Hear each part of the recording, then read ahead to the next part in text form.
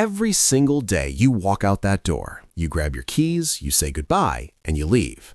And every single day something happens to your dog the moment that door closes. Something that most owners never see, never think about, and never fully understand. But once you know what is happening inside your dog's nervous system in those first minutes alone, you will never leave the same way again. And more importantly, you will know exactly what to do before you go. 5 simple things that make the difference between a dog who waits in quiet peace and a dog who suffers in silence every single time you leave. Stay until the end because the last one is the most powerful and it costs you nothing but 30 seconds. Thing number 1. Give them a scent anchor before you leave.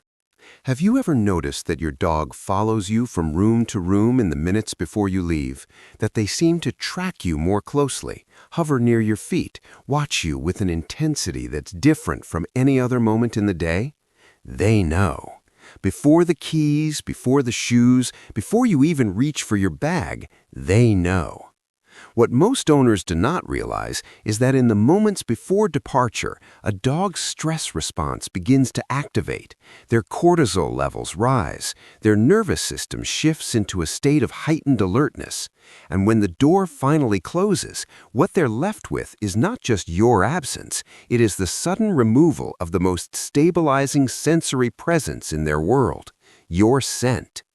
Research in canine olfactory psychology has shown that a dog's primary emotional anchor to their owner is not visual or auditory, it is olfactory. Your scent is, to your dog's nervous system, the smell of safety, the smell of home, the smell of everything that tells them the world is organized and well. Think about what your morning looks like before you go. Are you rushing? Are you stressed about traffic, about a meeting, about something that went wrong before the day even properly started? And in the middle of that rushing, do you still say goodbye to your dog? Quickly, hurriedly, with frantic energy spilling out of every movement. This is where most owners cause harm without ever intending to. What most owners do not understand is that a dog does not experience your departure as a neutral event. They experience it as an emotional transmission. Because dogs are, at a neurological level, emotional mirrors. Their nervous system is calibrated to read the emotional state of their primary attachment figure and respond accordingly. Not because they choose to, but because that is how 15,000 years of coevolution with humans has wired them. Research in canine stress response and owner-dog emotional synchrony has shown that a dog's cortisol levels during separation are directly correlated with the owner's emotional state at departure. When you leave calm, your dog has a biological reference point for calm. When you leave anxious, rushing, or emotionally chaotic, your dog carries that dysregulation into the hours that follow. Thing 3. Create a pre-departure ritual that ends in predictability. How many times have you changed your routine before leaving? Sometimes short goodbyes, sometimes long ones, sometimes leaving through the front door, sometimes the back, without ever thinking about what that variation does to your dog. Most owners think flexibility is fine, that dogs adapt, that it does not really matter how the leaving happens as long as the coming home is warm. It matters deeply, and the research on this is striking. What most owners do not realize is that the single greatest source of separation-related anxiety in dogs is not the duration of the absence, it is the unpredictability of the departure. A dog who never knows how long you'll be gone, or what the leaving will look like, or which version of goodbye is coming today, lives in a state of chronic anticipatory anxiety that begins not when you leave, but the moment they sense you are about to. Research in canine behavioral psychology and separation anxiety treatment has consistently identified departure predictability as one of the most powerful protective factors against separation-related distress. Dogs who have a consistent, calm, repeatable pre-departure ritual, the same sequence, the same cues, the same brief and matter-of-fact goodbye, show significantly lower anxiety responses than dogs whose departures are emotionally variable. Thing 4. Give their mind something to work on. Picture your dog's day without you. The door closes, the house goes quiet, and then nothing. Hours of nothing. Hours of a brilliant, complex, emotionally rich mind sitting inside a silent room with absolutely nothing to engage it. Most owners provide food, water, toys left on the floor, and consider the setup complete. This is one of the most well-meaning and most damaging oversights in modern dog ownership.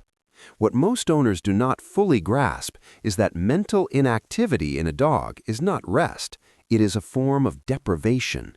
Research in canine cognitive science has established that the domestic dog's brain evolved alongside human intelligence for millennia, shaped by the constant demands of tracking, problem-solving, social reading, and cooperative work. A brain built for that level of engagement does not simply go quiet when the stimulation disappears, it turns inward. And what it finds there, without an outlet, without a task, without engagement, is anxiety. Studies in canine behavioral enrichment have shown that dogs provided with food puzzles, Kongs stuffed with high-value food, snuffle mats, or other cognitive engagement tools before owner departure show significantly lower rates of destructive behavior, vocalization, and stress-related symptoms during alone time. Not because the toy distracts them from missing you, but because an occupied mind is a regulated mind. Think about how you say goodbye to your dog before you leave. Do you crouch down, look them in the eyes, speak to them in a soft and loving voice, pet them slowly across their back or chest? Or do you rush the goodbye, a quick scratch on the head, a hurried, "be good," and then you are gone? Both of those approaches are missing something essential. What most owners do not realize is that there is a specific kind of physical contact that is neurologically distinct from ordinary petting, and it is the kind that has the most measurable calming effect on a dog's nervous system before separation. Long, slow, firm strokes. Not pats, not scratches. Slow, intentional pressure moving in the direction of the fur, from the dog's shoulders towards their hindquarters. Calm repetition. Contact that communicates not excitement, not urgency, but quiet steadiness. Research in canine physiological response to tactile stimulation has shown that this specific type of slow, firm, rhythmic stroking activates the parasympathetic nervous system, the branch responsible for rest, calm, and emotional regulation, in ways that brief or excitable contact does not. Dogs who receive this kind of intentional contact before departure show reduced heart rate, lowered muscle tension, and slower, more regulated breathing within minutes.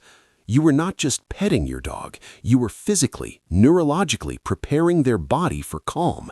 You are reaching into their nervous system with your hands and setting it to a frequency of peace before you leave them to hold that frequency alone. Thing 6.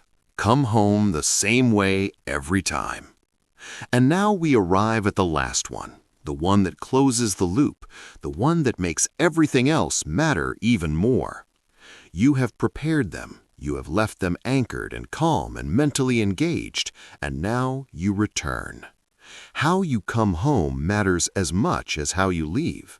Most owners burst through the door in a rush of energy, excited, loud, immediately engaging their dog at a high emotional pitch, and the dog responds in kind, jumping, spinning, vocalizing, and the owner thinks, "This is joy, this is love, this is the reunion I wanted."